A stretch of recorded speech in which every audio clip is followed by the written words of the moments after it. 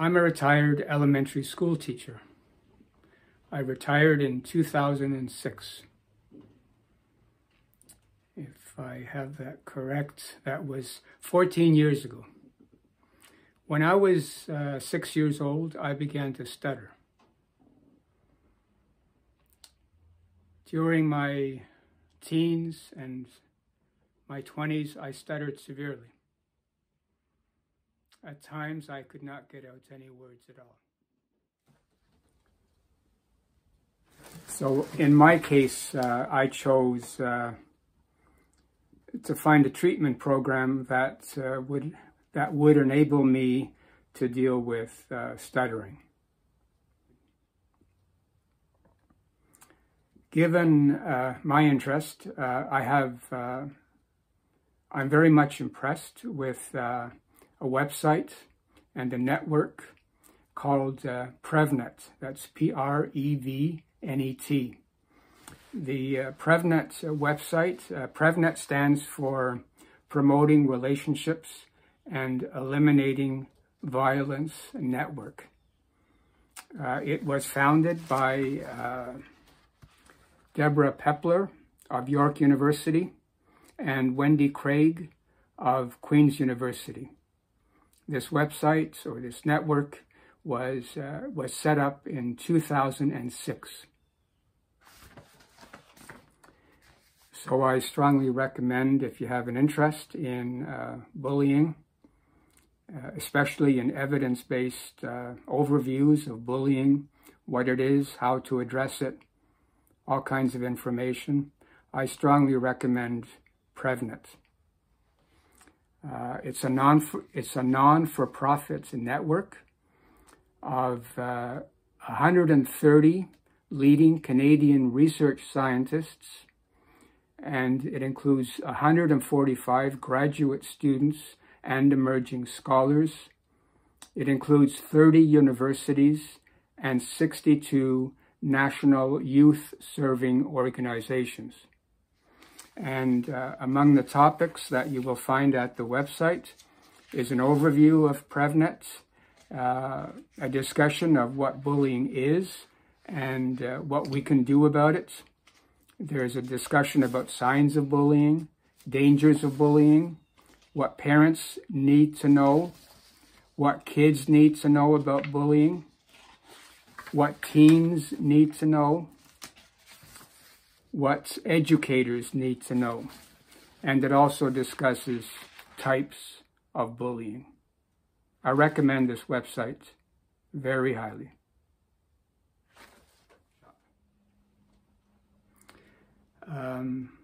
A widely used definition, which I subscribe to, it defines bullying as a relationship problem. It's a problem of relationships. And it involves the assertion of interpersonal power through aggression. To put it another way, bullying is a subtype or a form of aggression.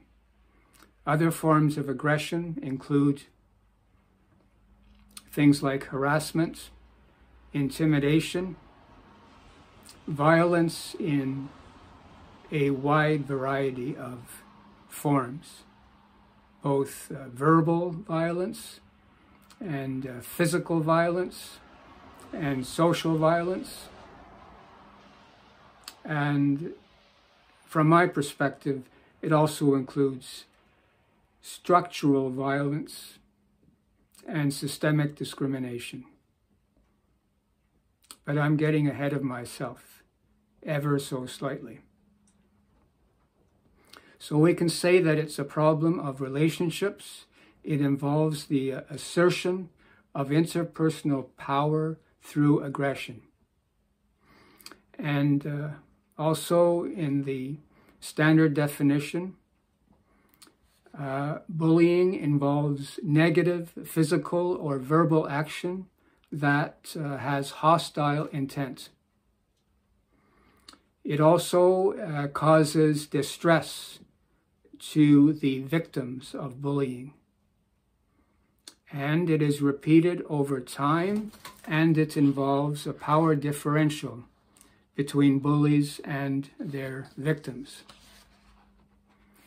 Now, that definition has been qualified by some observers, including Marilyn Langevin from the University of Alberta, who developed a school-based and classroom-based anti-bullying program.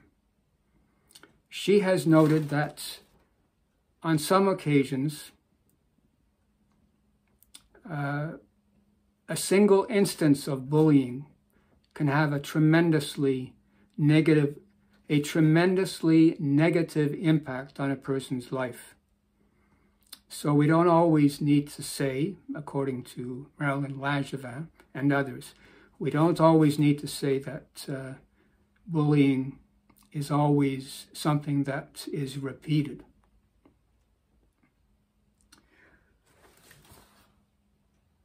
Another aspect of this, if I can find where I've written these notes, another aspect of this is that in the standard definition, we assume that there's a power differential between the bully and between the person who is in the role of the bully and the person who is in the role of the victim. So in the standard definition, the bully has more power, is maybe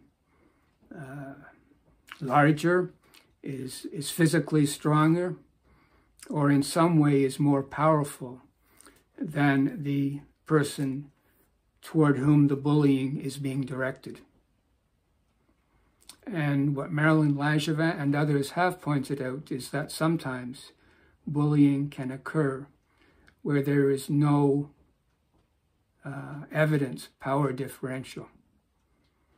And sometimes this is especially evident in cyberbullying, where there's no definite or clear distinction between the person who bullies and the person who is bullied.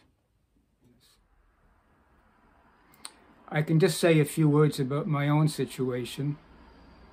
When I was younger, I stuttered severely, as I've mentioned. I was never teased or bullied to any great extent. I was never bullied, for example, because of the fact I stuttered. And among the reasons might be that I had plenty of friends. I had a way with words, even though I stuttered. If someone said something nasty to me, I was quite capable of using my command of language to respond in a way that would set things right for me.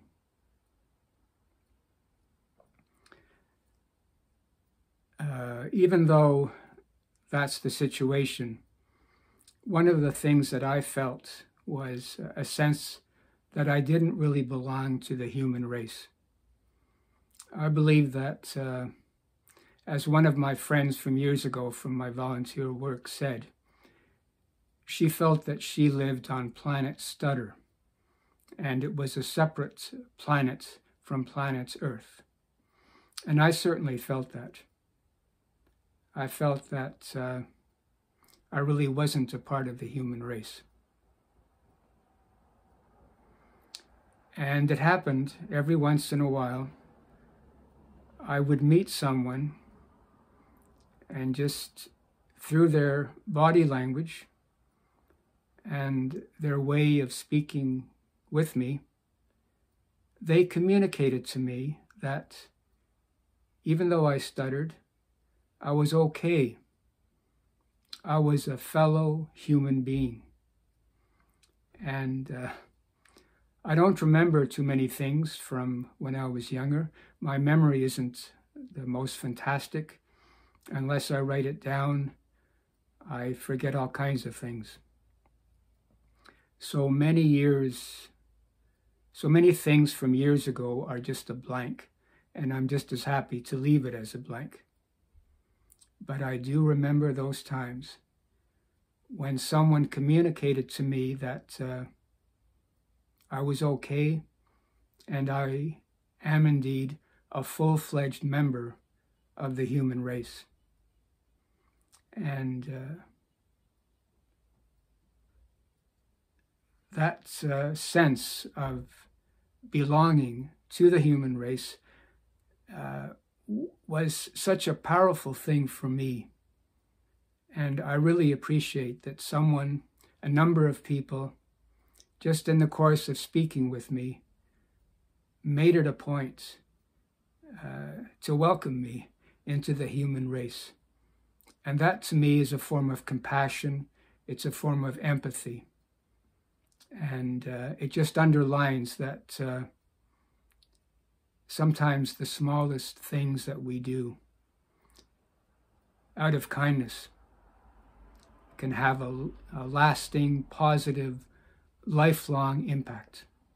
I am so thankful for those people who let me know that even though I stuttered, I still belonged. What I like about Marilyn Langevin anti-bullying program, which is called Teasing and Bullying Unacceptable Behavior, or TAB for short. What I like about her program is that it was developed over a period of several years. It has been field tested, and its effectiveness has been documented on the basis of evidence-based research. It's not simply a program where someone introduces something and then asks a few people what they think and then decides, well, this is a fantastic program. It's important to have data to back up any program of this nature. There's been extensive research about how often children are bullied in schools.